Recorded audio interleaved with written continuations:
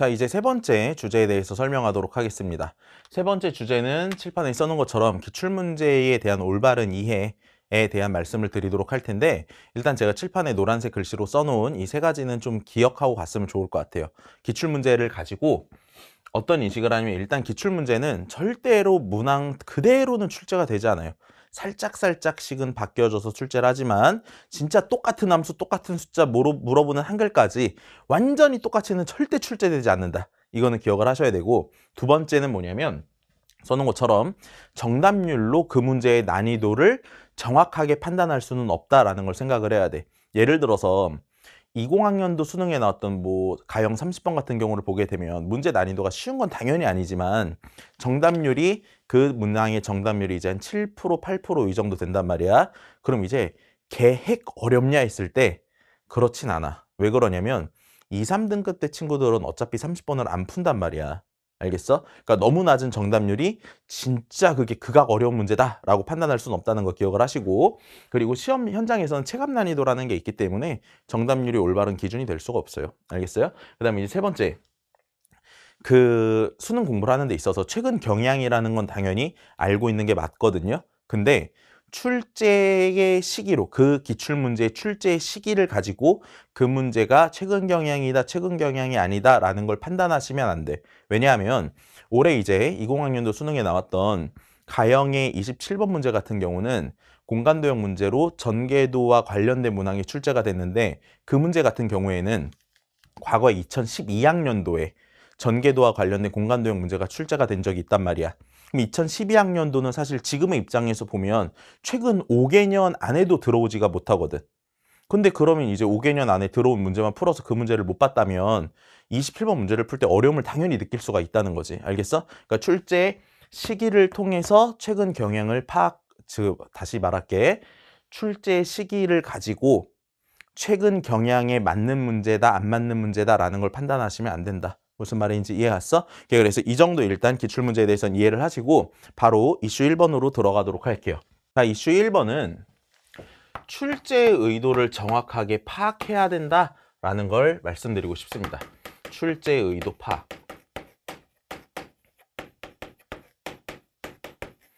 너네가 출제의 의도를 파악해서 공부하지 않으면 사실 그 중요하다고 말하는 기출문제 있지. 걔의 소중한 의미를 알 수 없다라는 걸 말씀드리고 싶고, 출제 의도대로 공부를 하지 않으면 기출문제가 중요하고 좋은 문제다라고 말할 수도 없어요.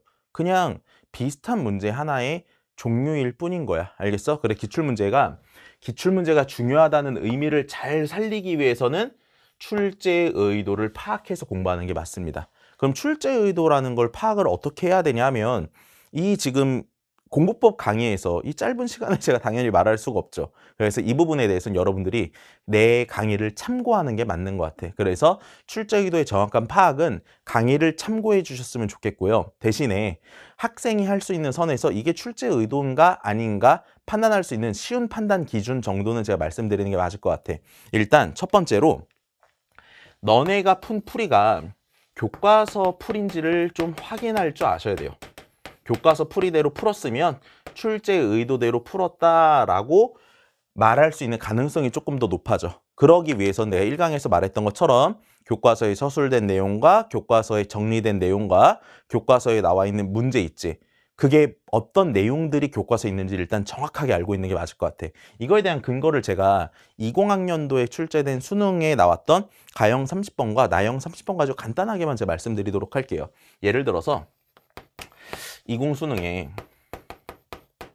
가형 30번에는 이런 말이 나왔단 말이야. 어떤 함수 두 개가 나와 있어요. 어떤 함수 두 개가 이렇게 나와 있는데, 이 두 개 함수가 결국 둘 다 곡선이거든. 얘도 곡선, 얘도 곡선이야. 근데 이 곡선들이 오직 한 점에서 만나도록 이라는 말이 발문에서 등장해요.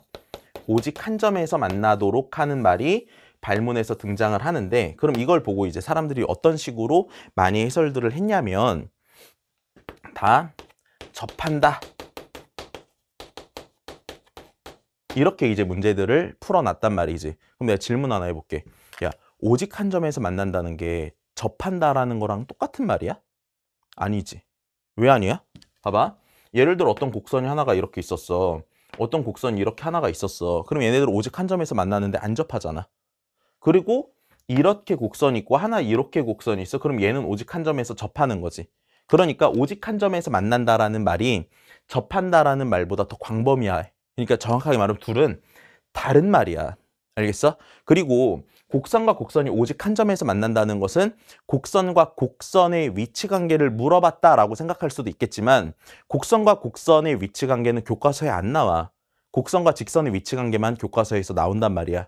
그리고 이번에 수능 성적 발표한 날에 출제 의도에서 나와 있는 것도 접한다 가지고 푼다는 게 아니거든. 알겠어? 그러니까 교과서의 내용을 정확하게 알고 그 내용 가지고 풀었다면 그게 출제 의도에 맞을 수도 있겠다라는 판단을 학생들은 할 수 있다 정도 말하고 싶고, 그 다음에 두 번째로는 수능에 나왔던 이제 나형 30번.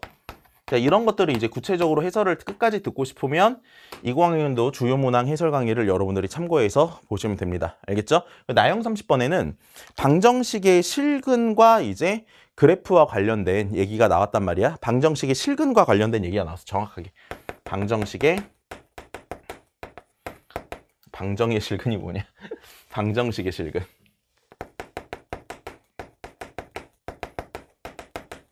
실근과 관련된 얘기였어요. 구체적으로 하면 3차 방정식과 실근에 관련된 얘기가 나왔는데 교과서에서는 3차 방정식을 해결하는 방법에 대해서 크게 두 가지 정도를 얘기하고 있습니다. 그게 뭐냐면 첫 번째가 개형 가지고 해결하는 거, 그 다음 두 번째는 인수분해를 가지고 해결하는 거, 이렇게 나와 있거든. 근데 나형 30번 문제가 정말 잘 낸 게 가족권은 개형 가지고 판단하는 거고 나형은 인수분해 가지고 판단하는 거거든. 그럼 너네들이 문제를 풀 때 실제로 이 두 가지 가지고 문제를 풀었다면 출제 의도에 맞게 풀었을 가능성이 높다 이런 거야. 그러니까 너네들이 풀어놓은 풀이가 교과서 풀인지 아닌지를 가지고 출제 의도대로 풀었는가 안 풀었는가를 판단할 수 있다. 이해 갔어? 그렇게 되고 그 다음에 두 번째는 문제를 있는 그대로 풀었는가. 이것도 굉장히 중요한 판단 기준이 될 것 같아. 그러니까 평가원에서 우리는 문제를 출제할 때 있어서 소재가 명확하게 드러나게 출제합니다 라는 말을 한 적이 있어. 뭐라고요? 소재가 드러나게 출제한다. 이런 말을 평가원에서 한 적이 있거든. 그럼 소재를 드러나게 출제를 하기 때문에 너네들은 이제 무슨 생각을 할 수 있는 거냐면 내가 그 문제를 있는 그대로 풀었는가, 이걸 가지고 내가 출제 의도대로 풀었는지 안 풀었는지 확인할 수 있다는 얘기지. 예를 들어 볼게. 내가 봐봐. 이건 이제 나형 28번에 나왔던 거야. 20수능 나형 28번. 그 문제에 다음과 같은 조건식이 나와 있거든. 어떤 조건식이 나와 있냐면 이런 식이 나와 있어. 1에서부터 x까지 ft의 dt가 2분의 x-1에 fx 플러스 f1 이런 식이 등장했단 말이야. 그럼 봐봐. 이 식 딱 보니까 너네들이 일단 머릿속에서 가질 수 있는 제일 첫 번째 생각은 적분 구간에 변수가 포함되어 있네. 그러니까 이 식을 x에 1 넣고 미분해보자. 이런 판단을 이제 볼 수가 있거든. 근데 그렇게 보면 이제 문제가 더 복잡하게 풀리는 걸 사실 확인할 수가 있고 미분하면 좀 더 복잡해져. 그리고 또 하나는 x에 1 넣어봐. 이게 0이지. 얘도 0이지. 알 수 있는 게 없거든. 그래서 이 식을 미분해서 보려고 하니까 더 복잡했지? 1 집어넣었더니 할 수 있는 게 없었지? 다른 방법을 생각해야 돼. 근데 그랬을 때 얘를 이게 평가원을 믿고 소재가 드러나게 출제했구나 라는 걸 믿으신 다음에 어떻게 드러나게 출제한 거지? 이걸 있는 그대로 보려고 노력하는 게 맞다는 거야. 이해 갔어? 그럼 내가 설명을 해줄까? 잘 들어봐. 봐봐. 이 식을 딱 봤을 때 적분식을 봤어. 얘의 의미를 내가 해석하고 싶단 말이야. 그럼 얘 적분에 대한 의미 해석할 때 1순위로 생각해야 될 게 뭐야? 넓이지. 그치? 그래서 얘를 내가 넓이로 이해했다. 이렇게 생각을 하게 되면 오른쪽에 나와 있는 이 부분 있잖아. 이 부분. 얘도 식의 의미를 해석하는 차원에서 왼쪽을 넓이로 봤으면 오른쪽도 뭘로 봐야 돼? 넓이로 봐야겠지. 아, 이거 이해가? 내가 너네들이랑 이렇게 대화를 하고 있다고 생각을 해봐. 예를 들어서 야, 너 키 몇이야? 나 100kg인데. 나 100kg 아니야? 근데 이제 네 키 몇이야? 나 100kg인데. 이러면 대화가 안 되잖아.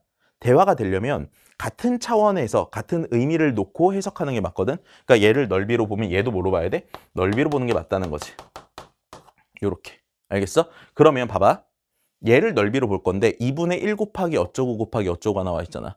그럼 2분의 1 곱하기가 들어간 넓이식은 뭐밖에 없어? 삼각형이랑 사다리꼴 이렇게 두 개밖에 없지. 근데 얘는 2분의 1 곱하기 뭐 더하기 뭐 곱하기 이렇게 들어가니까 밑변 더하기 아랫변 더하기 윗변 곱하기 높이 나누기 2. 이래서 얘를 사다리꼴의 넓이로 인식하는 게 이 문제의 내 생각엔 출제 의도가 아니었나 라고 보거든. 있는 그대로 출제를 했지. 소재가 드러나게 출제했지. 있는 그대로 보는 게 맞아. 알겠어? 그래서 있는 그대로 풀었는가도 학생이 해볼 수 있는 내가 출제 의도대로 풀었는지 판단할 수 있는 기준이 된다라는 거 말씀드리고 싶고, 그 다음에 또 하나 이제 아까 말씀드렸던 오직 한 점. 그냥 얘 있는 그대로 풀었는가? 이걸 접한다라고 해석하는 게 아니라 그냥 오직 한 점 있는 그대로 풀었는가? 이런 게 이제 출제 의도를 판단할 수 있는 좀 쉬운 기준이 된다라는 거 말씀드리고 싶어. 근데 아무튼 학생이 출제 의도를 판단한다라는 것은 좀 어려운 부분인 것 같으니까 선생님과 이제 같이 문제를 풀어나가면서 내가 출제 의도를 정확하게 짚어줄 테니까 그대로 반복해서 공부하는 게 문제 속도 올리는 데도 도움이 많이 될 거야. 그리고 기출문제의 중요한 의미를 더 살릴 수 있을 거고. 이해 갔어? 그렇게 좀 말씀드리고 싶고, 그 다음에 두 번째로는 이슈 두 번째. 평가원에서는 이런 이야기를 한 적이 있어. 어떤 이야기를 한 적이 있냐면 기출의 재출제에 대한 이야기를 한 적이 있어. 기출문제의 재출제와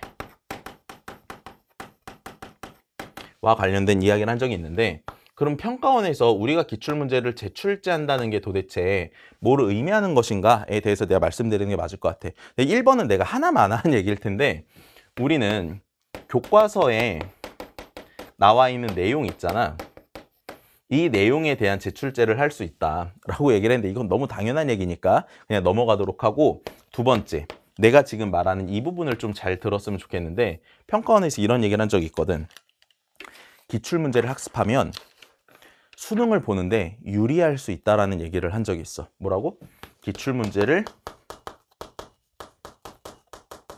학습한 친구는 수능을 공부하는 데 있어서 유리할 수 있다라는 얘기를 했거든. 그럼 이건 우리는 수능을 공부하는 입장에서 당연히 새겨들어야 될 말이지 않나라는 생각이 들어. 왜?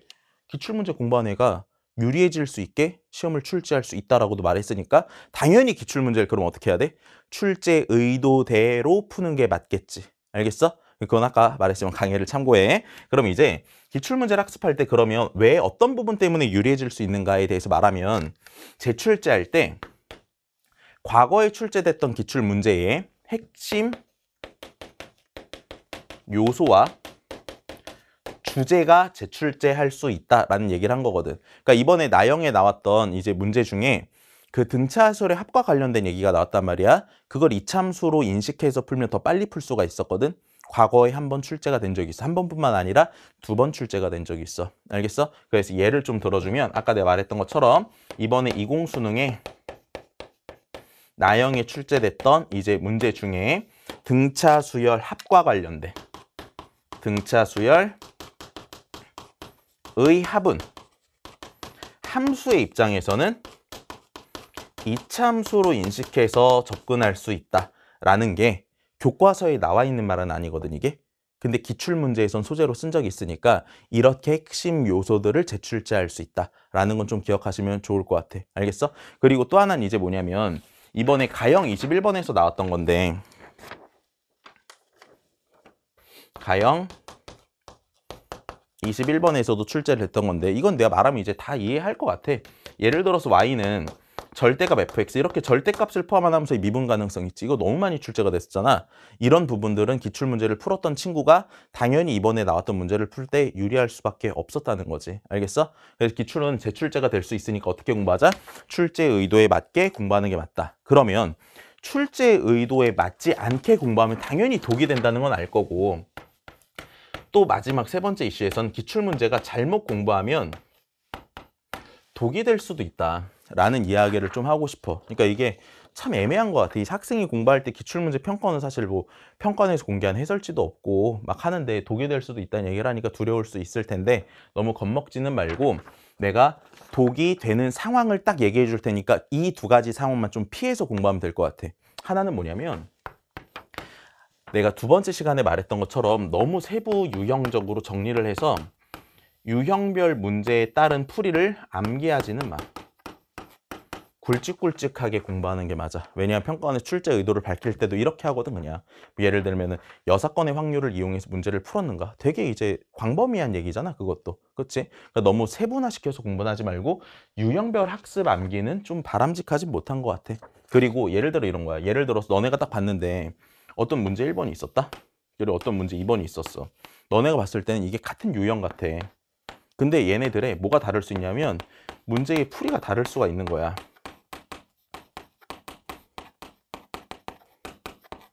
무슨 말인지 알겠어? 그러니까 너무 수학이다 보니까 또 외우지 말고. 그리고 이제 두 번째 말하고 싶은 건 그 추론 문제와 극악 킬러 문제를 풀어나가는 태도에 대한 내가 좀 이야기를 하고 싶은데, 이렇게 좀 말할 때 좀 어려우니까 잘 들어봐. 어떤 문제가 있고 어떤 문제가 있다? 근데 그 두 개의 문제의 소재가 같아. 여기 출제된 소재랑 여기에 출제된 소재가 같아. 예를 들면 지수로 함수로서 또는 삼각함수로서 둘의 소재가 동일할 수 있거든. 근데 문제를 풀어보니까 학생들이 이 첫 번째 문제에서의 결론 1 이렇게 떨어지고, 두 번째 문제를 풀어봤었더니 이 문제는 결론 2 이렇게 떨어져서 소재는 같지만 결론이 다르네. 근데 이 문제는 너무 어려웠으니까 뭐 하자? 이 결론을 그냥 외우자. 이렇게 생각을 한 친구가 있을 텐데 얘를 외우는 건 절대로 바람직한 게 아니다. 다시 안 나올 가능성이 높기 때문이야. 알겠어? 그래서 결국 그럼 그걸 어떻게 공부하는 게 맞냐 하고 보면, 만약에 추론 문제면은 얘를 추론하는 과정이 있겠지. 그리고 어려운 문제면 이 어려운 문제를 풀어나가는 과정이 있겠지. 그치? 그래서 너네들은 어디에 맞춰서 공부를 하는 게 맞냐면 이 추론하는 과정과 문제를 해결하는 과정이 있잖아. 이 과정을 올바르게 접근할 수 있는 힘을 기르는 게 맞아. 얘네들에 대해서 올바르게 접근할 수 있는 힘을 기르는 게 맞다. 그래서 선생님의 강의 슬로건도 보면 완벽한 해체와 설계로 평가원을 넘어서다잖아.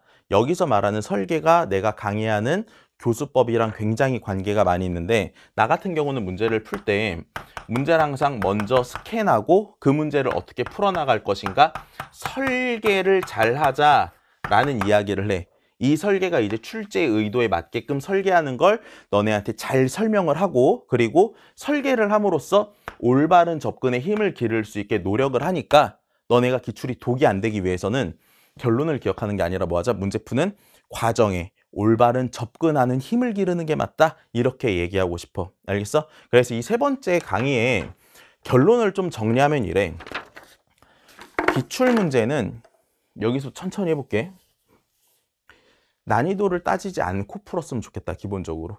근데 난이도를 따질 수 있긴 하지만 정답률에 근거하진 말자. 그리고 문제를 너무 외우지는 말자. 반복해서 익숙해지는 건 좋지만 의도적으로 외우려고 하지는 마. 그리고 마지막 세 번째로는 이제 뭐냐면, 최근 경향은 당연히 알고 있어야 되지만 그 출제 시기로 최근 경향을 판단할 수는 없다. 그러니까 출제 시기를 따져가면서 기출문제는 풀지 말고 소중한 기출문제는 무조건 다 푸는 게 맞다. 이렇게 말하고 싶어. 그래서 기출문제의 의미를 잘 살리기 위해서는 어떻게 해야 돼? 출제 의도에 맞게 공부를 하는 게 맞다. 알겠어? 출제 의도를 학생이 판단할 수 있는 수준은 내가 교과서에 나와 있는 풀이와 개념을 이용해서 풀었는가, 이 정도로 판단할 수가 있을 거니까 겨울방학 때 수업 때 개념 강의를 들으면서 반드시 교과서 공부도 병행해라. 알겠어? 그리고 두 번째는 뭐냐면 내가 있는 그대로 풀었는가, 이게 이제 출제 의도에 맞게 이제 들어갈 수 있을 것 같고, 여기 말씀드린 거지. 그 다음에 두 번째, 기출문제가 재출제될 수 있다. 교과서 내용이 재출제될 수 있다. 이거 너무 뻔한 얘기니까 됐고, 기출문제를 학습한 친구는 수능을 풀 때 유리할 수도 있게 출제를 한다 라고 얘기를 했으니까 소중한 기출문제는 의도에 맞게 좀 잘 공부해 두자 라고 생각하면 될 것 같고, 수업 시간에 내가 계속 해줄 거야. 이거는 또 나올 수 있는 가능성이 있다. 그러니까 너네가 개념 정리하는 부분에 정리를 좀 잘 해놔. 이렇게 선을 딱딱 그어드릴 테니까 그거 믿고 따라오면 될 것 같아. 알겠어? 그 다음에 이제 세 번째 기출문제 잘못 공부하면 독이 되는데 잘못 공부하는 게 뭐다? 유형에 따른 풀이를 외우지 말자. 그리고 그 어떤 같은 소재에 대해서 다른 결론이 나왔을 때 이게 너무 어렵다고 과정을 버리지 마. 알겠어? 결론을 계속 외우는 친구가 있는데 그거는 오히려 독이 될 수가 있어. 만약에 어떤 소재가 나왔어. 얘랑 똑같은 소재가 나왔다? 근데 이 과정을 잘 모르고 결론만 난다면 얘의 결론은 결론 3가 될 수 있는데 자꾸 이상한 결론을 여기다 적용시킬 수도 있잖아. 그럼 출제 의도도 완전 흐려지게 되고 문제를 풀 수 없게 되거든. 어떻게? 올바른 접근을 할 수 있는 힘을 기르는 게 기출문제의 독에서 벗어나는 거다라고 생각하면 될 것 같아. 그래서 이렇게 제가 1강, 2강, 3강에 거쳐서 여러분들이 겨울방학 때 어떻게 공부하면 좋겠는지 방향을 어느 정도 제시를 한 것 같습니다. 그래서 제 수업과 무관하게 일단 저는 이렇게 생각해요. 수능 성적 발표 날에 이제 네이버에 뉴스가 나온 게 하나 있었는데 그게 뭐냐면 어떤 학생이 점검 만점을 받았어. 근데 너무 수업에 의존하지 않고 자습을 많이 했다라는 걸 이야기를 했거든. 그러니까 너네들이 자습을 많이 하는 게 스스로 공부를 많이 하는 게 수능을 잘 볼 수 있는 길이라고 저는 확신해요. 그래서 수능을 이제 제대로 공부하는 방법을 여러분들께 좀 전달을 해드린 거야.